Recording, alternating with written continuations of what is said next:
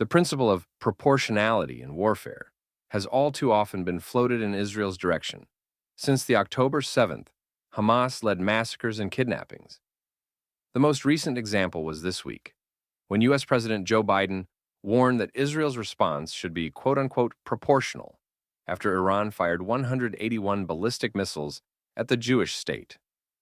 Proportionality in modern warfare can be traced back to the Hague Conventions of 1899 and 1907, the first formal international treaties to include provisions related to proportionality. These conventions sought to limit the means and methods of warfare, prohibiting unnecessary suffering and the targeting of civilian populations. Naturally, many of the so-called rules laid down at the Hague Conventions were violated in World War I just 7 years later. Then came the Geneva Conventions, particularly the Fourth Geneva Convention of 1949 and the additional protocols of 1977, which further codified the principle of proportionality. These treaties set out rules for the humane treatment of non-combatants and the conduct of hostilities, emphasizing that attacks must not cause excessive civilian harm in relation to the anticipated military advantage. When people speak of proportionality today, they are mainly referring to the Fourth Geneva Convention, which has been ratified by 196 countries, including all UN member states. But Israel's immediate adversaries, namely Hamas, Hezbollah, Palestinian Islamic Jihad, and the Houthis, are non-state actors. As such, wars against non-state actors, that is, terrorist organizations, are inherently disproportionate because they are asymmetrical. This means that, unlike traditional state-to-state warfare, where the adversary is a nation with clear borders, government, and military, Israel's battles against non-state actors are more unpredictable and multifaceted. These groups often operate within densely populated civilian areas, use human shields, and are not bound by the same international laws and norms that apply to state actors.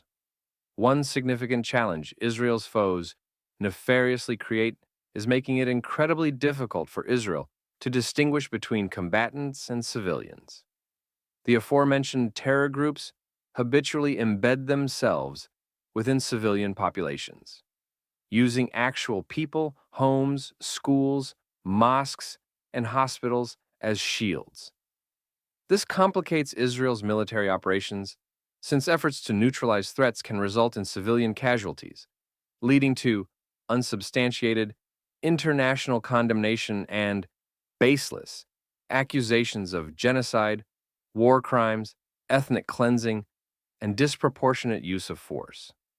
The challenge is exacerbated by the fact that these non-state actors do not adhere to traditional military uniforms or insignias, meaning they purposely dress like civilians as quote-unquote camouflage, which also makes it increasingly difficult for Israel to identify and zero in on legitimate targets. And yet, even as Hamas, Palestinian Islamic Jihad, and Hezbollah cowardly hold themselves up in urban areas as one of their primary strategies, Israel is said to have achieved an estimated 1-to-1 ratio of civilian to combatant casualties in this war, compared to the 9-to-1 international average, according to the United Nations. In other words, 9 civilian deaths for every 1 combatant death, and Israel is roughly at 1-to-1.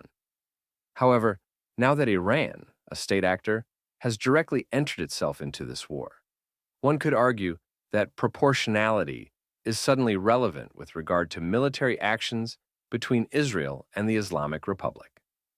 After all, Iran became a signatory on the Fourth Geneva Convention in 1949 and ratified it 8 years later. But the Iran of 7 decades ago and the Iran of today are two vastly different entities. Following the Islamic Revolution of 1979, a series of events that culminated in the overthrow of Iran's Pahlavi dynasty and led to the Islamic Republic of Iran, the country has been run by jihadist anti-Semites who have made the destruction of Israel a key pillar of their platform. Even in Tuesday's attack featuring those 181 ballistic missiles, Iran fired them knowing that they are inaccurate and would hit civilians if not for Israel's impeccable missile defense system. If we are to measure so-called proportionality by outcome and not intention, we are penalizing Israel for developing the world's greatest defense systems and investing in infrastructure that protects virtually all of its citizens. And still, Iran's attack forced the entire Israeli population into shelters from 9 to 10 on Tuesday evening, not to mention damage to more than 100 homes in the Israeli city of Hod Hasharon, as well as to an apartment building in North Tel Aviv. And the lone casualty, ironically, was a Palestinian who had been staying in a security forces compound in the West Bank when he was killed by falling missile debris during the attack. Had Israel not thwarted Iran's indiscriminate attack, thousands of Israeli civilians would have been murdered and many more injured in what would immediately become a humanitarian crisis, picture perfect for headline world news. This is what Israel must take into account as it weighs a response to Iran, and this is what the world must acknowledge as it chirps on and on about proportionality. A better way to achieve peace, which is what the Geneva Conventions and United Nations were supposedly set up to do, is to focus not on proportionality, but on deterrence, predicated on the belief that a threat of overwhelming retaliation will dissuade adversaries from attacking. However, for deterrence to be effective, it needs to be credible. Israel's enemies must believe that any aggression will be met with a decisive response that outweighs any potential gains. Yet the constraints imposed by international leaders and the principle of proportionality weaken the credibility of Israel's deterrence. As a result, Israel's self-declared enemies are undeterred and the wars keep coming. For instance, when Israel responds to rocket attacks or terrorist incursions with measured force, it risks being seen as weak, inviting further aggression. On the other hand, if Israel employs overwhelming force to decisively end the threat, it is accused of using disproportionate violence, leading to international condemnation and potential legal repercussions at the International Criminal Court. This tightrope walk between appearing strong and maintaining international legitimacy severely limits Israel's strategic options. Furthermore, the concept of proportionality is often interpreted in a vacuum, divorced from the broader context of Israel's security situation. The cumulative effect of repeated attacks, the psychological toll on Israel's civilians, and the long-term strategic implications of allowing adversaries to strike with relative impunity are rarely considered in the international community's assessment of proportionality. As a result, Israel's ability to deter future attacks is undermined, since its enemies are not sufficiently discouraged from continuing their aggression. Hence why the subjective nature of proportionality often puts Israel in a no-win situation, especially when it is manipulated to mean that the defensive force has to be equal to the force used in the initial armed attack. That is not the proper definition of proportionality. Instead, proportionality means that you can use force that is proportionate to the defensive objective, to stop, to repel, and to prevent future attacks. Keyword: future.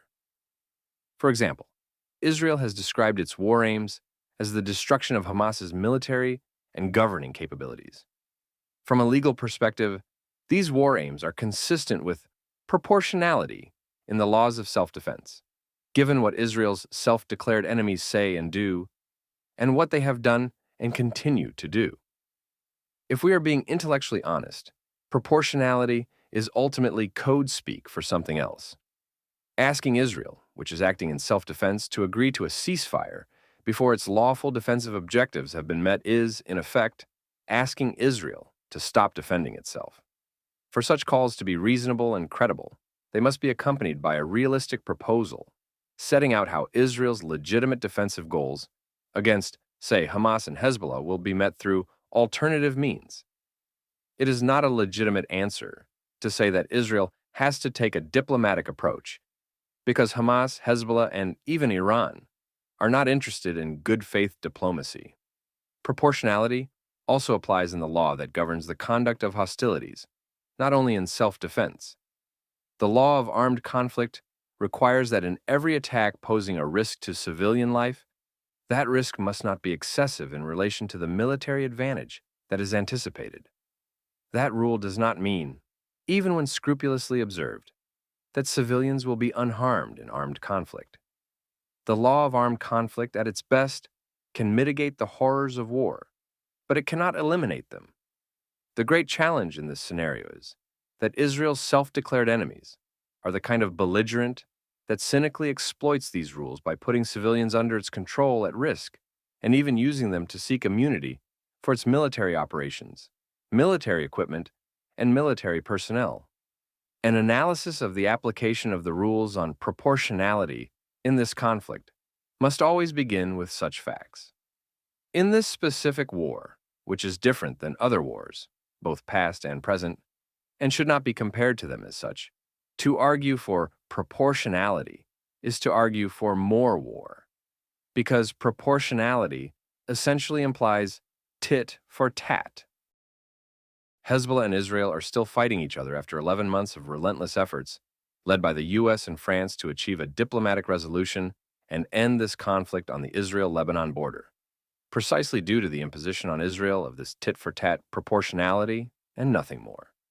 In other words, after Hezbollah joined the Israel-Hamas war just one day after the Hamas-led massacres and kidnappings in Israel on October 7th, Israel essentially promised the US and France that it would only respond proportionally to Hezbollah's daily cross-border attacks. During the last couple of weeks, Israel decided to take the gloves off after realizing that this tit-for-tat proportionality was stupidly ineffective. This has led to Hezbollah becoming increasingly curtailed and a new precedent being cemented, one that will hopefully lead to more peace and stability. That is the key difference between proportionality and deterrence.